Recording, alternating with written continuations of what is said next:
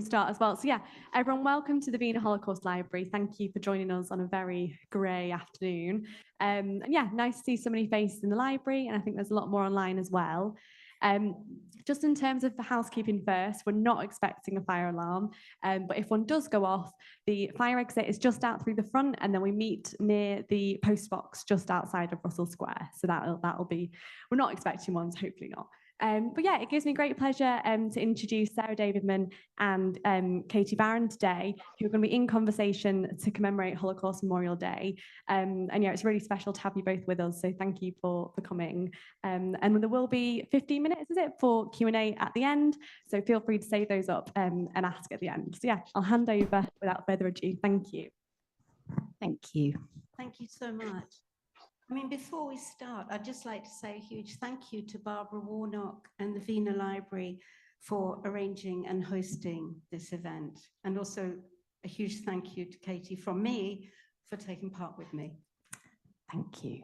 We just thought we'd quickly introduce ourselves. I'm Katie Barron. I'm a curator, particularly of photography, and I started working with you on this project, we think in 2016. So just to give you a sense of how... 2019. Oh, still a long time. Because, I mean, just to give you a sense of how long these projects take to evolve and how long it takes to deliver something of this kind of complexity and sort of sensitivity. So, and you should introduce yourself. I'm Sara Davidmann, and I'm an artist, and we're going to be talking about my project today. So just to begin with, will you describe to us how this came about? Somewhat out of the blue, really, the discovery of this album and the extraordinary story of this project. Yes. Okay, so my father was brought out of Nazi Berlin to Great Britain on a Kindertransport in 1939. And it's my father on the left. He was 6 years old at the time of this photograph. And on the right is my Aunt Susi, my father's sister. And they were both sent over to the UK on the Kindertransport.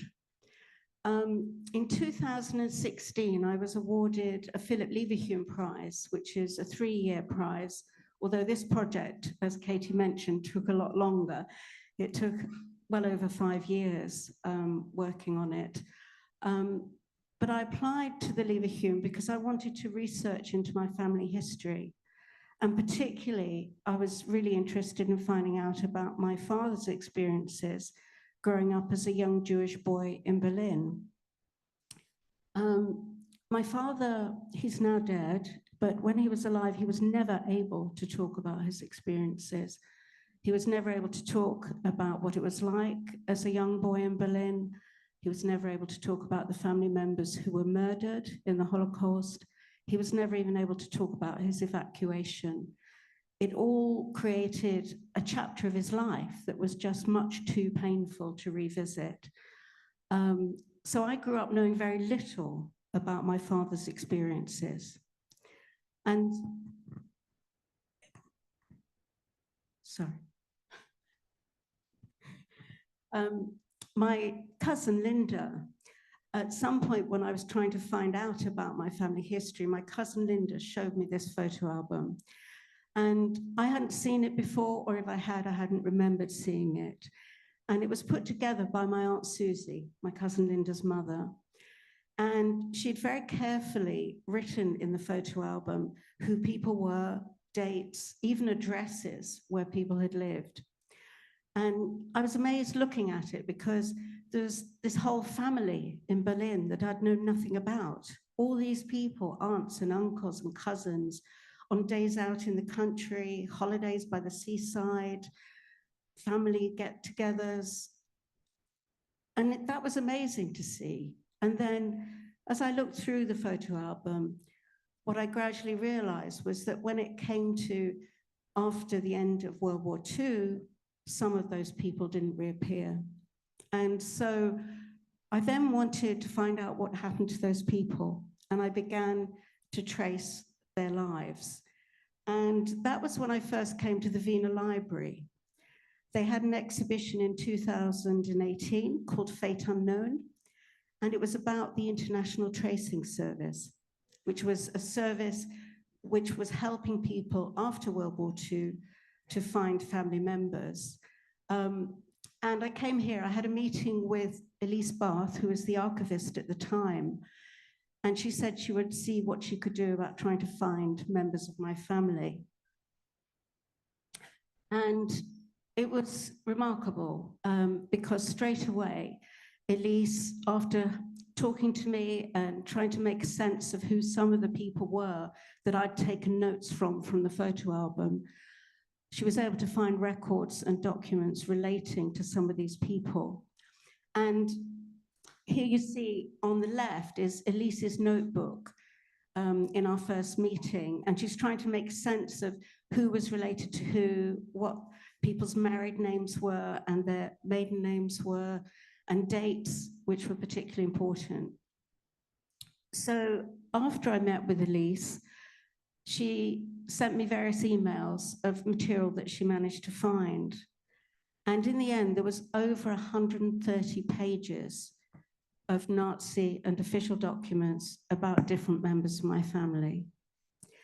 And these documents revealed that members of my family were deported to and murdered in Auschwitz and Theresienstadt.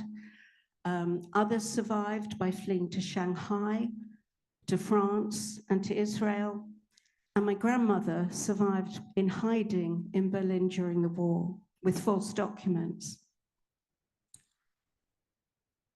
And this is an example of the kind of document that Elise was able to send me. She sent me endless reports as well on different family members, which was wonderful. And then also these documents, which are photocopies or scans of the original documents.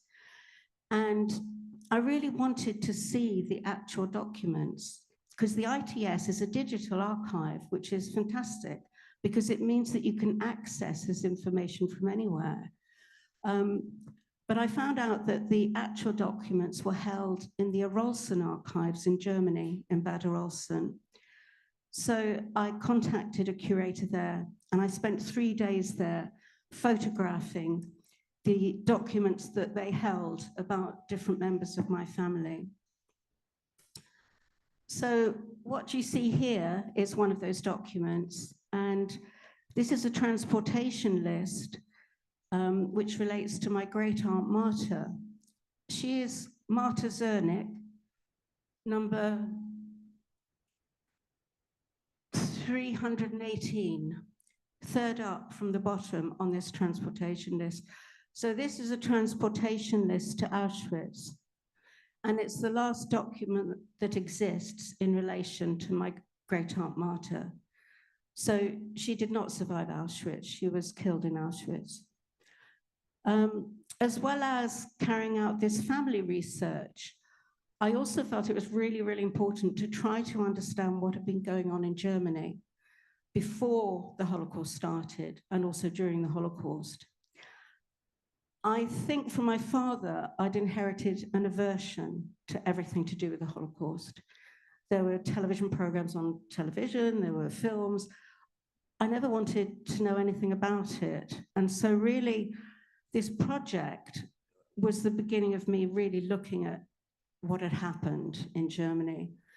And it was the build-up to the Second World War and the Holocaust that really struck me, because I hadn't realized what had actually been going on in Germany and all of the anti-Semitism that had been going on and how awful it was for years for Jewish people living in Germany. And one thing that really struck me was that between 1933, when Hitler came to power, to 1939, when my father and my aunt were evacuated out of Berlin, over 400 laws were passed, anti-Semitic laws that affected all aspects of Jewish people's lives. What I understood from that was that there was no way my father could have grown up without being affected by what was going on. And it really gave me an insight into his experiences and also into the experiences of all these other members of my family that I hadn't actually known existed. So at the same time, so that's two paths of research, really. One is family, one was historical. And then at the same time, as I was making these discoveries, I was making artworks with the material that I was uncovering. So, which ultimately ended up in an exhibition. This is an installation shot of the exhibition, which was at Four Corners in Bethnal Green in 2021. And I think for people who didn't visit that exhibition, what's remarkable is how you took essentially what are pieces of paper, archival documents, photographs, and you use them to make very different things. So photograms, an installation, video work, light boxes. So there were different creative pathways that you chose to take through that work. And can you talk a little bit about kind of how you went on those different journeys? When I first met you and you'd begun the work, you were making tiny burnt fragments of photographs, and each one was stored very carefully in its own little box. So there was a sense of enormous respect and care that you were taking as you went down this creative pathway. Can you tell us a little bit about that? Yes. Those boxes of the burnt photo fragments, actually some of them appear in the artwork that you can see hanging here. And I'll talk a little bit more in detail about that later on. Okay, I'm going to talk in detail about some of these, but I'll just give you a very quick overview. On the right, there's a series of 12 light boxes. These were made using blood from myself and living family members. On the left, in the corner, you see a work called My Name is Sarah. And we took the title for the exhibition from that piece.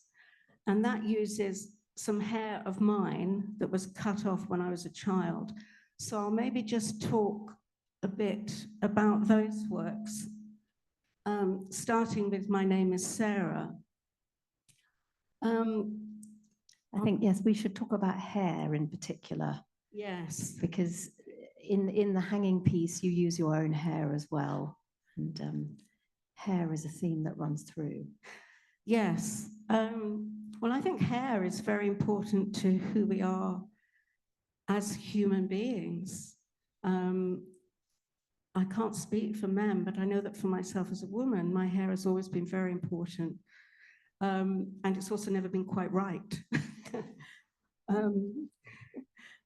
But to do with hair, in Auschwitz, my great aunt Marta's hair would have been, her head would have been shaved when she arrived into the concentration camp if she had been selected for work.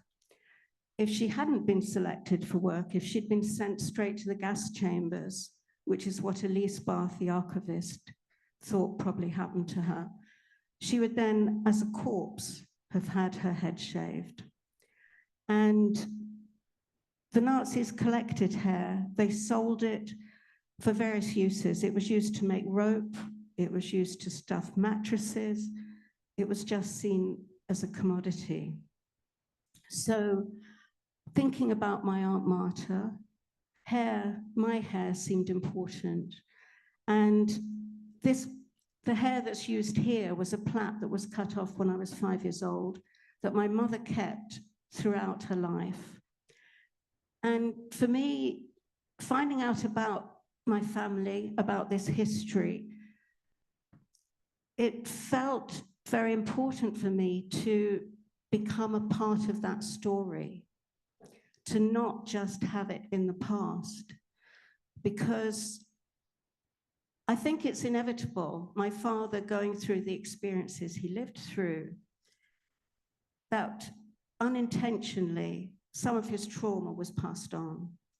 And I think this is what happens. I think we're getting to understand this more, that things don't just end when something ends. People hold them. And so in a way, this was my way of reaching out to this history and to give it a life today, I suppose. Going backwards to my Aunt Marta's transportation document. Excuse me, I don't know if you can see, but next to Marta's name, she's third up from the bottom, is the name Sarah. And if you look, if you can see on that transport list, against nearly all the female names, the name Sarah has been put as a middle name, and against the male names, the name Israel has been added. Now, this wasn't a name that these people were given at birth. It certainly wasn't a name my great-aunt Marta was given at birth. On my great-grandmother Dorothea's transport list to Theresienstadt, the same as there, the name Sarah. She wasn't given that at birth. These names were names that the Nazi regime insisted that Jews added to their own name to mark them out as Jewish, if their first name wasn't immediately recognizable as Jewish. So even through their names, they were marked as Jewish. And Sarah is the name that my parents also gave me. So this piece of work, it's a series of 6 photograms. And a photogram, you take an object or objects into a dark room, place them on a piece of photographic paper under the enlarger, and it's where the object was, is that you have a space, you have an absence. So I used this plait of hair in that way in the dark room. And on the left, the first image you see is of the hair curled up in the envelope that my mother had kept it in. And then I gradually unraveled the plait. And as I unraveled it, I made photograms along the way. Without meaning, without sort of being too kind of elaborate, it almost looks like a fetus that is being born, doesn't it? It has this sort of magical kind of transformation across the work. And I suppose that's something that you didn't know was going, you must have just made the work, and you can't predict the results, can you, with a photogram? Absolutely. And I think, yeah, for me, that process of working where things happen, and then as the person who's doing the work, you interact with what happens. That process is very important. I never have just an idea and then go ahead and make it. Things always happen along the way. It's almost like having a conversation with the artwork itself. And it's a sort of unpredictability about it. Absolutely, there's an unpredictability, yes. And did you ever ask your mother why your parents called you Sarah? No. I mean, I think this is the thing, that until my father died, I could never have worked on this project, even though I hadn't had contact with him for many years before he died. So there's an awful lot that's unanswered. And I mean, that is a huge question, because that was one of, actually, I think that was when you came to see me, Katie, and I was wondering about why would I have been given the same name as the name that the Nazi regime insisted that Jewish females had added. Yes. So I don't know is the answer. I can only assume that my father would have wanted me to have that name because it is an ancient Jewish name. So that's the only thing I can assume, but I don't know.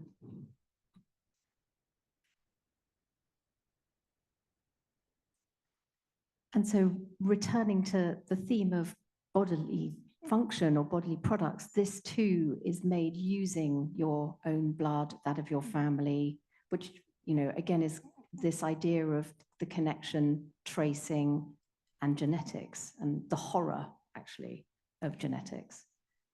Yes, in the various ways in this project that I've used bodily fluids like blood or physical elements like hair. I mean, that physicality has seemed to me to be very important. And so this piece began with me taking small amounts of blood from family members. And then I made slides, blood sample slides, and went to the microbiology lab in Kent University. And they very kindly allowed me to use one of their professional microscopes. So I photographed these blood samples through a microscope. And this is what you see here. These are some of the blood samples photographed. And one of the facilities on the microscope was that you could use fluorescent green and red and other colors to highlight certain aspects of microbiology samples.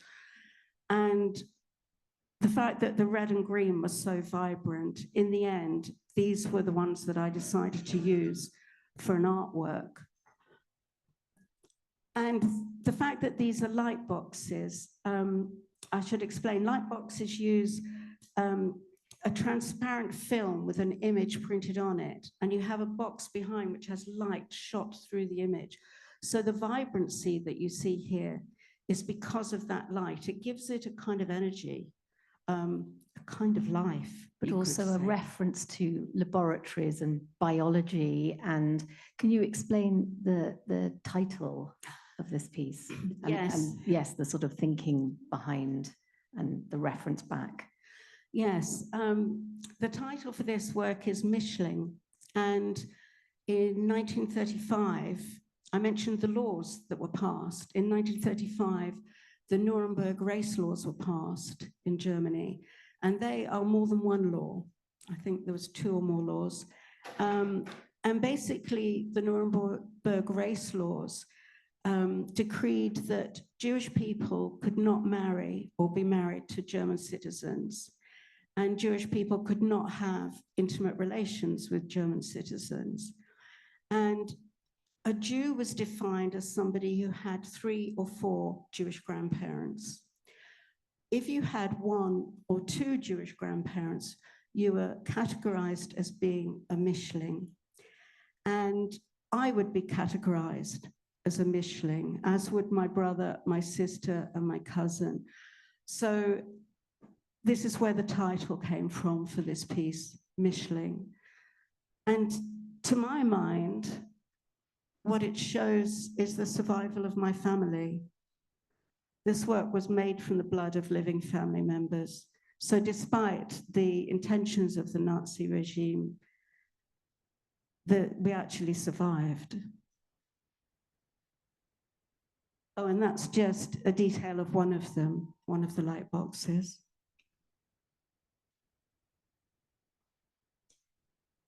So now we come to, these are stills from video work that you made, where you made reproductions of family photos. And I know initially, when I first met you, you had burnt them and you were saving them, and then you realized that there was something about watching them burn, which you found to be very profound. And you made this video where there were 4 screens. And you would walk into a dark space and these works were burning very, very slowly and quietly. And I think for some people watching this, it's almost too awful. And people could find it upsetting because obviously it references the Holocaust so deliberately and so directly. And I suppose it would be interesting to hear you explain why you did it and why you thought it was justified, actually, to burn these family photos of your dead family. Yes, it's not been my intention at all to upset or to offend anyone. That is not my intention. But as you said, Katie, I started off with this idea of these small burnt photo remains, which had recognizable images of members of my family.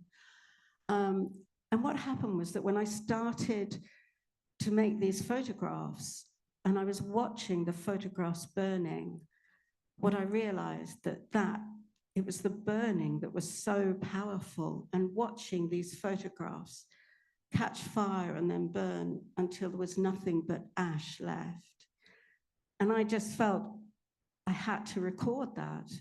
That it was just too powerful, and it just moved me so much, and it just seemed so relevant that I just decided I had to make videos. So I then set about working out how to do that. And the piece itself is a series of 10 videos that burn slowly at different rates, depending on how long each photograph took to burn through until there was ash left. And as Katie said, they're shown together in a dark, silent room. And the piece is titled For Leopold. And Leopold was my grandfather. And I still don't know what happened to my grandfather. So these, as Katie said, these are video stills from the videos.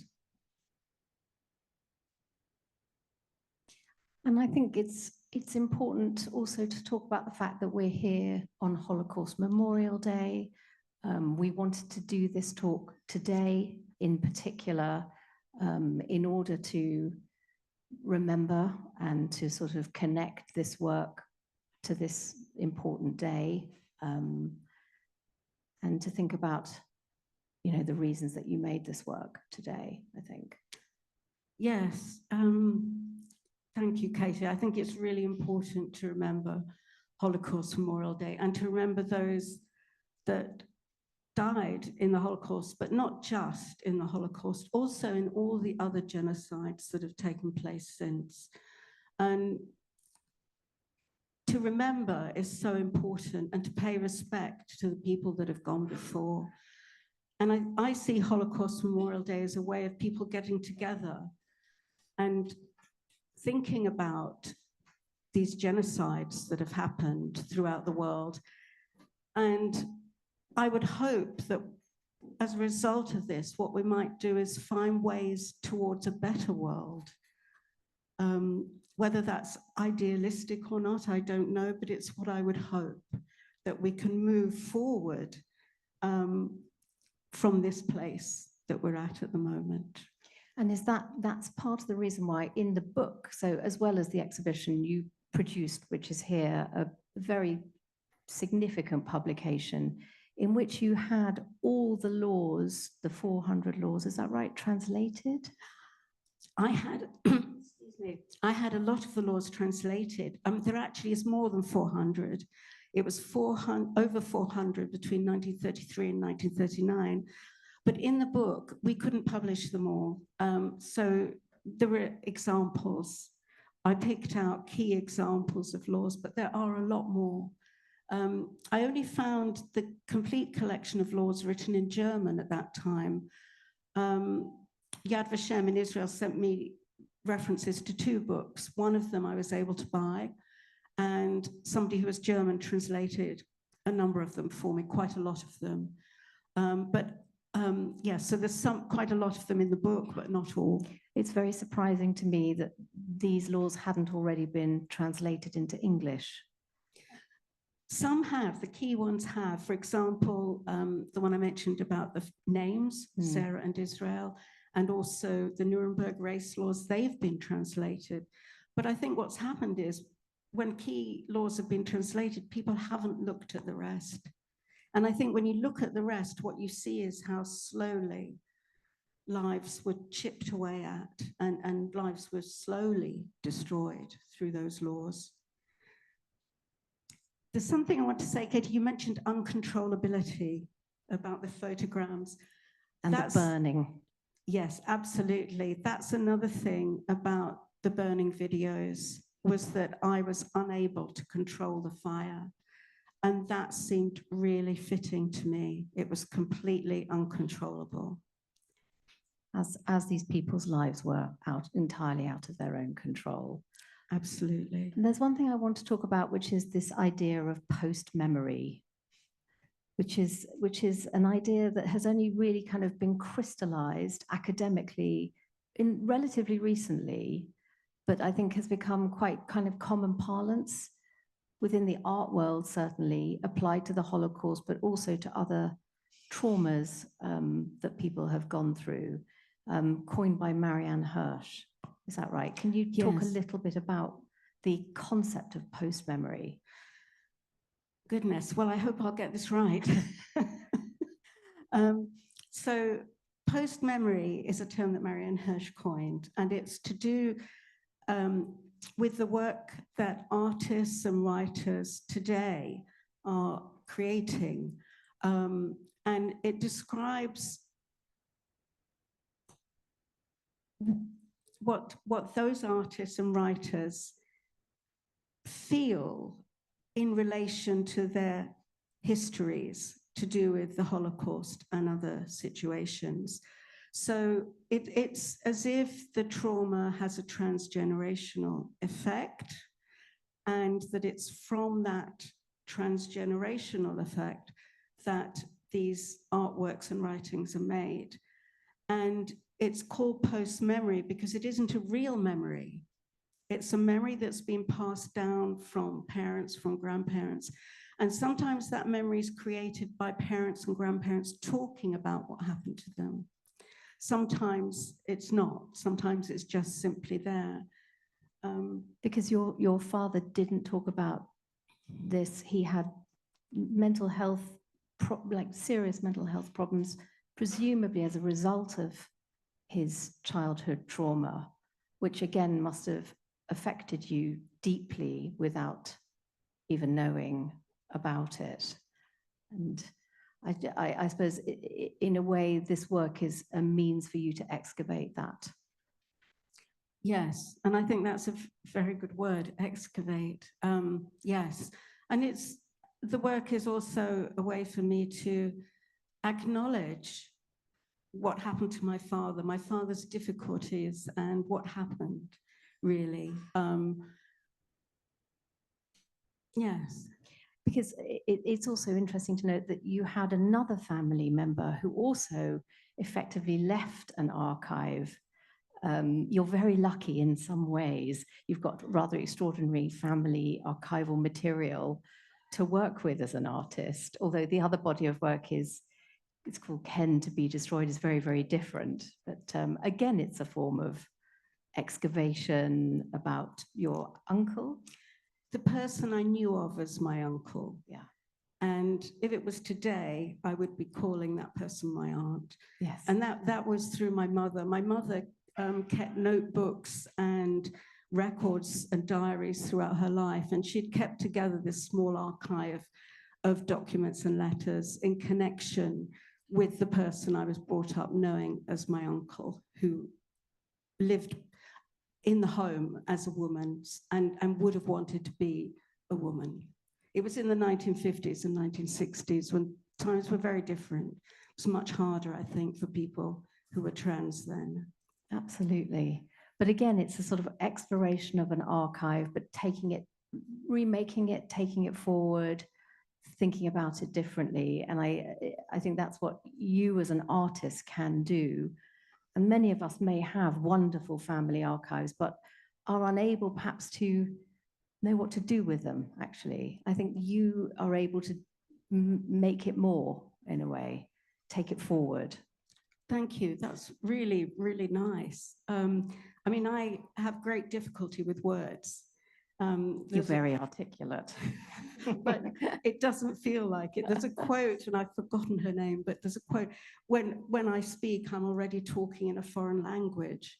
If anybody knows who that's by, I mean, that's what it feels like to me with words, whereas with creative practice, it's something else. It's a different process, which is much more comfortable for me. And I have to say, with both of these projects, thinking of quotes, there's something that I'm always quoting, which is Martin Luther King Jr.'s quote, which is that we begin to die the day that we are silent about things that matter. And I think that's also relevant for Holocaust Memorial Extremely Day. relevant today. Absolutely. No, I completely agree. So yes, I mean, this is the final piece of work that we're going to look at, which is effectively a memorial in some ways. It references Jewish burial practices in particular, doesn't it? and uses the photographs, but also your hair, and for every single image a stone. And maybe you could explain it further. Yes, this piece is titled A Prayer for the Dead and the Living. And the small burnt photo fragments that we keep mentioning, a lot of them were used in this work, not all of them, but a lot of them. And the pieces, they're hung from the ceiling on threads, very sort of thin, fragile thread that looks like it's about to rip through. And attached to each photograph, there's a stone. And the piece doesn't touch the ground, and it also doesn't touch that white platform that you see. None of the stones actually touch the platform. So that if there's anything like air conditioning or a door opening or sufficient people walking past it, it moves very gently.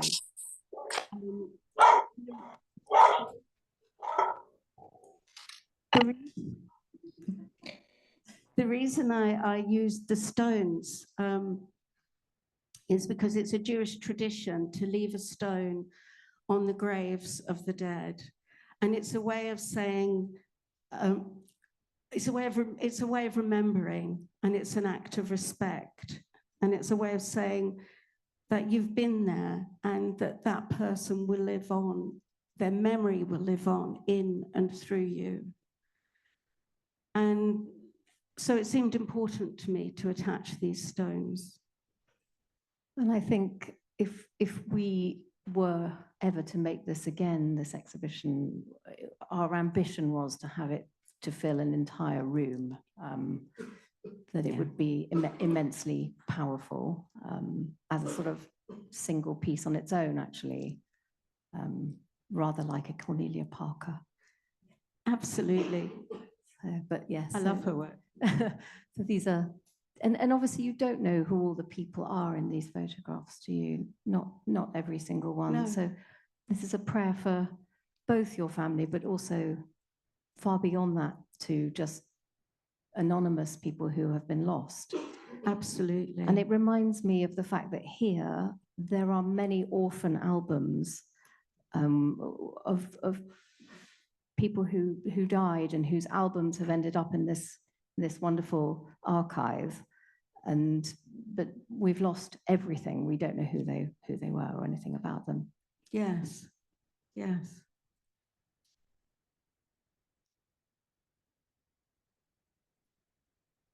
This must have taken you a very long time to make as well. I mean, just as an aside, the labor involved. Well, the project was longer than 5 years. It took longer than 5 years. And Kate and I were talking the other day, and I was thinking that the work that I'm now doing was very different to this, and actually it has real connections. Yes, I was going to ask you, once you'd finished this, you know, what it left you with, and where you went on from. How could you go forward from this place? And yes, I think you realized there were more connections with the work than you had originally kind of considered. I mean, when we had the exhibition that Katie curated, I mean, for me, it was like a full stop at the end of a sentence, as was the book. Because what happens is when I'm working in the studio, I'm just constantly thinking about things and working. But then when I put it out there, whether it's a book, whether it's an exhibition, it makes it very different because it's out there in the world and all of you then interact with it. And so that, for me, when we had the exhibition and the book was out, it was like I could almost breathe a sigh of relief. It had been a really difficult project for me to work on. I mean, the emotional toll it took on me was incredible, really. And so I took a break. When the exhibition was up, when the book was out, I just really needed to take a break and to just find a bit of peace, really. And then when I started to make work again, it seems to have connections to the bodily ideas, to also I spent 3 days in Auschwitz photographing in the gas chamber that remains there and in the crematorium. And I've not done anything with those photographs, but I will now. I've started to look at them they're very abstract. They're not what you might imagine. But yes, so the work is ongoing, really. I imagine it never really stops, does it? It's just a continuous flow of process and ideas, and always photographically. There's always a connection with photography in your work. This seems to be, I mean, I'm working on some three-dimensional forms at the moment, so, and I have in the past, so it's not always totally photographic, but there does seem to be a sort of baseline of photography. You come back to photography in a way. Yeah, it's good to have somewhere to start and then return to, I think. Well, photography is a bit like magic in a way, the way we capture images. It can be, yes. So I think that's... Thank you very much. I think, do we have any questions in the room? We have some time. Hi, Sarah. Hi, Fantastic Denise. presentation. Thank you. Thank you. Thank you. Difficult question. As an artist, if I was making something like that about some particular trauma, I think it would be really difficult to actually burn the original photographs. Okay, so I think I wouldn't do it, to be honest. It would just be too difficult to make something that's already there, of something that's lost, gone again, right? So I wouldn't do it. So my question is, did you burn the original photographs, or were they photographs of the photographs? Just personally, I'm just curious. That's such a good question. And I actually really appreciate what you said about the difficulty of burning the photographs as well. I must just say that. No, these were reproduction prints. The first thing I did when my cousin lent me the album was to photograph all the photographs in the album. And I would never have burnt the originals. And I mean, I don't own them. My cousin owns that photo album. But even if I did, I couldn't have burnt them. I mean, it was difficult enough burning reproduction prints. And I'd also reproduced them to the exact same size as the originals, which somehow emphasized the reality of the original photographs. Yes. Thank you.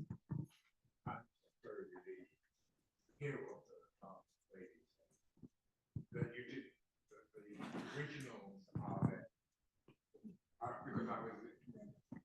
Because I think I'm all right without it. It's just the online. Oh, I see. Okay. Where was I?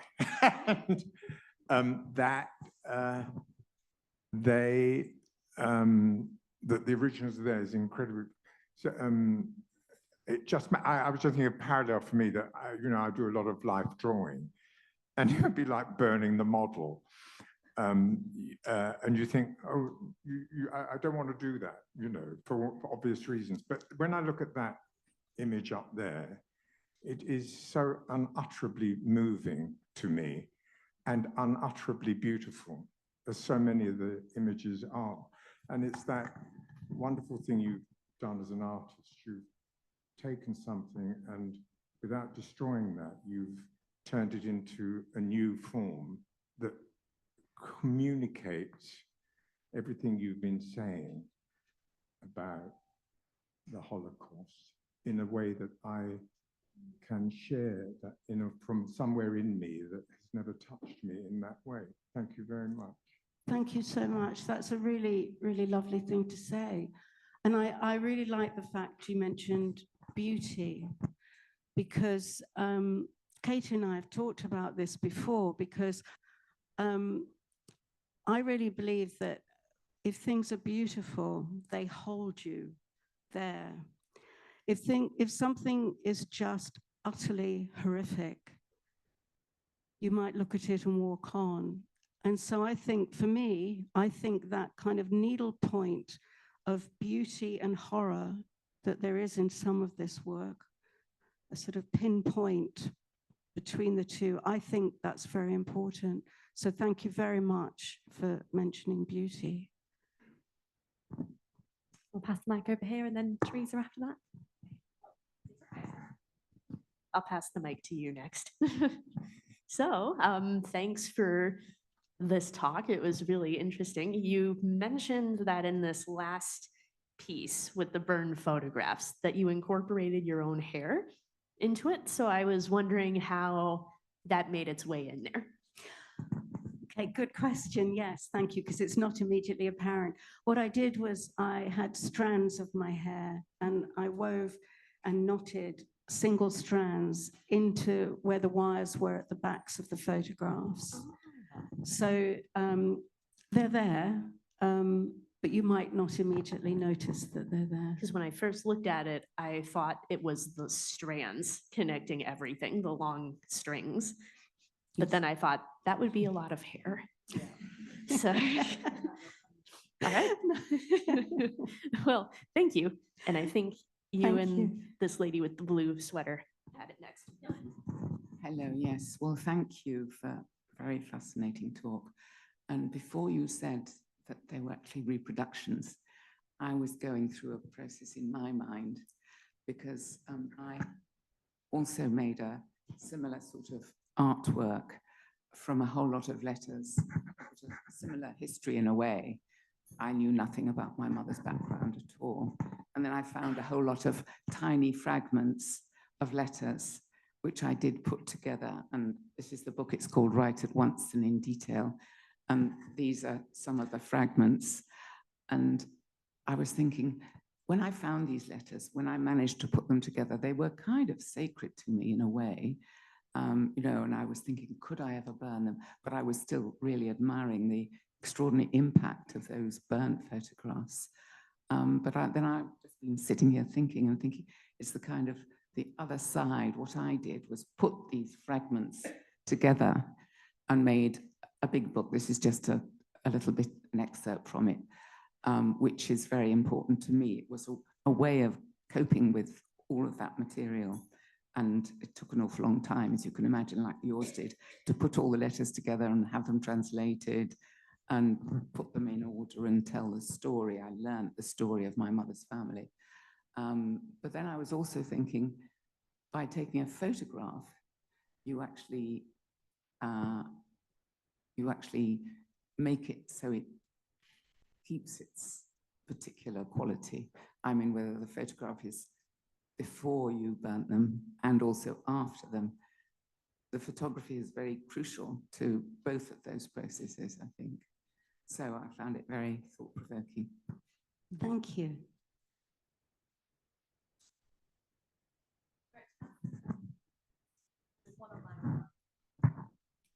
A different sort of question. I'm not a Michelin, by the way.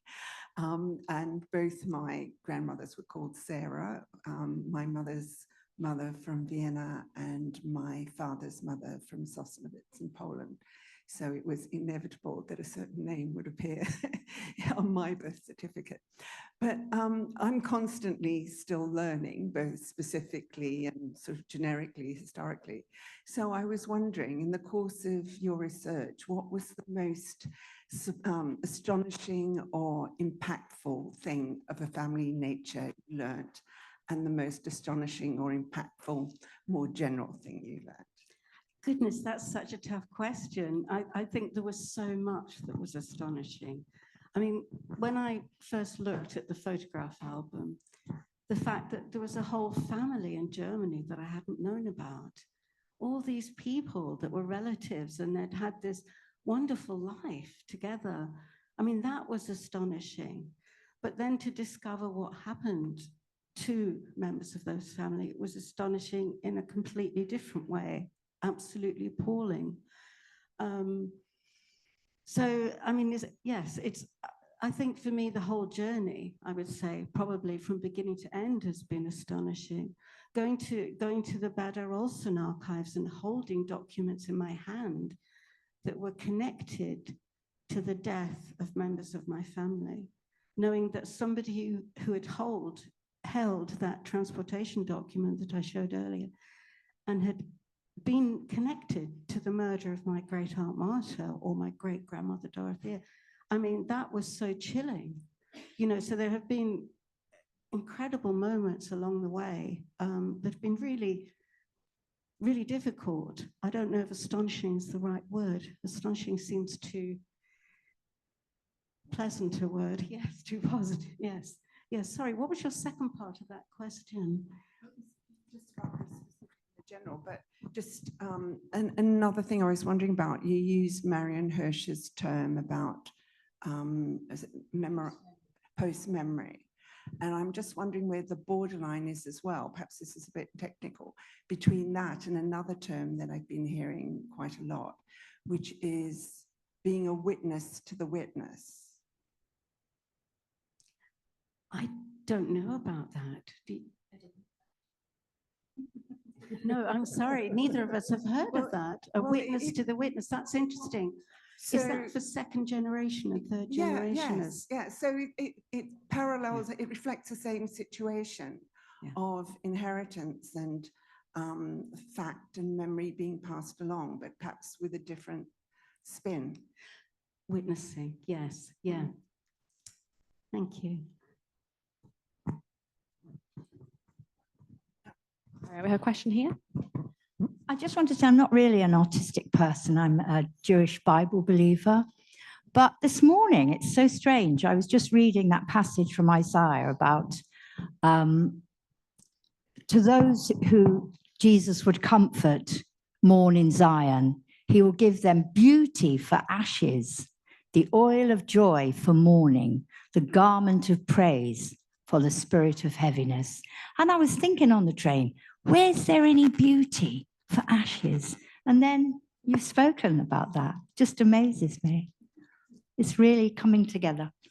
That's wonderful. Thank you so much. I might have to write down where that's from before you go, but thank you. We have a couple of online questions, then I'll come back to the room. So one question we have is, did you ever come to a complete standstill with any of your projects? If so, how did you kick yourself into gear again, especially when writing your book? I think this must be an artist or a writer who's asked that question. And the answer is yes. I think there's often standstills. How do you kickstart yourself? I suppose I spend a lot of time in my studio looking at things, and that will always kickstart me. Yes, I think that's the best way I know to kickstart myself, is just to be looking at things that I've been thinking about, writing about things, jotting down notes. Even if I'm not actually producing anything, I think that is a good way to do it. What was there two parts to that question, or just that one? Yeah, if you'd ever had a project that has kind of made you come to a bit of a standstill, or I guess have a bit of a resistance. Well, I would say this project did, because it took such an emotional toll on me that yes, I think I really needed to have time out from it after the exhibition and the book. Yeah. All right, and then back to the room. Hi. What a real chill that I was not anticipating was the description of the number of laws passed from after the, I presume, a general election, when they were elected, transition from democracy to totalitarian. And my goodness, you referenced a few of the laws, but this sense of chilling, chipping away, really left me a bit, wow. And the fact that, was there not, this isn't a question, it's just a reflection. Was there some sort of correlation between the start and the finish? Was it moderate to more extreme to, yeah, I don't know why, but that's really, yes, the chipping away. And the fact that these were laws, so I presume they were written down, perhaps voted upon, they were public, there was some measure of debate. I don't know. It's just, wow. Yeah. Yes, these were laws, and they were passed in the book against each of the ones that I had translated. There's the bodies who passed the law written at the top. I wrote down the details that I could find in relation to each law. And they did begin not as horrendous as they ended up. It was a gradual process, and the laws, I mean, the laws continued to be passed right up until 1945. But I only really followed them in detail up till 1939, when the Second World War started. And yes, unbelievable to read through them. I think it's also worth pointing out, I don't know if his name was Alfred Wiener, but whoever was the founder of this place was gathering that paperwork from very early on and realizing that this was happening and having it sent over, and this sort of voice in the wilderness about all these laws and being ignored, I think. You see, and I think that's really interesting because it's so important to be aware of these things when they're happening, isn't it? Absolutely. He This must sort have of been. incremental kind of journey towards obliteration. Yes, yes. I think we've got time for one or two questions. So Ian, do you want to go first and then? Oh, there we go. Thank you. Yeah, sorry, I'm just really interested in the research process. I know we already had a question on that, but I was just wondering if you can remember anything about how you felt. I think it sounds like it was quite early on in your research process when you came in and you met with Elizabeth. And I was just wondering what you had with you, what you were maybe hoping to get out of the meeting, or what, just some general ideas about maybe how you felt going in. That's a really good question. And I had had real difficulties trying to trace members of my family. And up until the point of coming to the Wiener Library and speaking to Elizabeth, I'd been sending off emails to all kinds of places to do with the addresses, my grandfather's business, and all sorts of things, getting back photocopies of newspapers that listed names. And yeah, it was a very difficult process until I came here. And I didn't know about the International Tracing Service until that exhibition was on. And when I came and met with Elise the first time, I had very little with me. I had my own notebook, which had a few notes in of the things that I'd been able to kind of write down in my notebook. And it really wasn't very organized. So the International Tracing Service was absolutely remarkable in terms of finding out all this information. And there were even members of my family. My grandfather's brother, Benjamin, I had never heard of. He didn't seem to appear in the photo album, so I didn't have a record of his name. And at some point, I had an email from Elise saying, could this be another member of your family? I found a record for Benjamin Davidmann. And yes, he turned out to be my grandfather Leopold's brother. I mean, I have to say, Elise really kept going with trying to trace the members of my family. She said it was like following breadcrumbs, which I can imagine was probably true, yes. Thank you. Thanks very much. I think we had one person, was it, yeah, yourself. Thank you, Sarah. That was really, really interesting. I was just wondering, I've never heard the term post memory, and I've not heard the term witness of the witness, but I have heard mentioned quite a lot generational trauma, and it was really interesting the way that you talked about what you'd heard and what you'd not heard from your family, and also the bit about the blood, and which is funny. I just wondered what obviously there are stories that we hear, but I wondered what your sense of generational trauma was. I don't know if that's. I mean, I suppose I would prefer not to use the term because it seems so complete, okay, so definite. But I think, you see, my father was deeply affected by what happened to him. There's no question. And I now understand why. You know, I understand. I feel I have an understanding. I'll never know what he lived through, but I understand to a certain extent what it must have been like. And I really think that living through that and then trying to live a normal everyday life must have been so hard. I think it's like all of these people that actually go to fight wars and then come back. You know, how do you marry these two different worlds, really? So I think for my father, I mean, he was clearly traumatized, and some of that through his behaviors, unintentionally passed on, you know, through to my brother, my sister and I, but it was completely unintentional, you know, and yeah, that. Yeah, I understand that. Yeah, thank you. Right, we'll have to wrap it up there now. So I'm just going to come to the front to say a huge thank you to Sarah and Katie. That's just been a really, really special way to commemorate today as Holocaust Memorial Day. It was really moving to hear about your family and the different pathways in which you kind of explored that hurt, but also kind of bringing it to the present day. So yeah, I think can we give a huge thank you and round of applause to Katie and Sarah. Thank you both.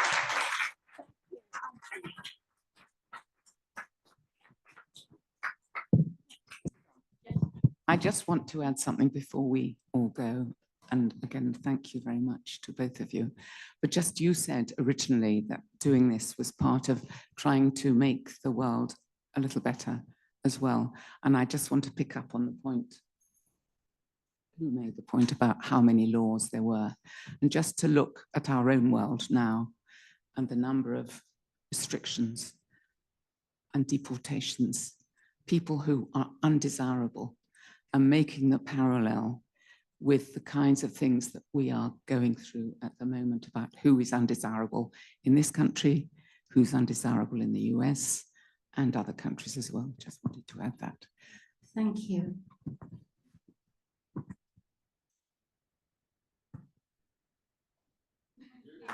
Thank you all for coming.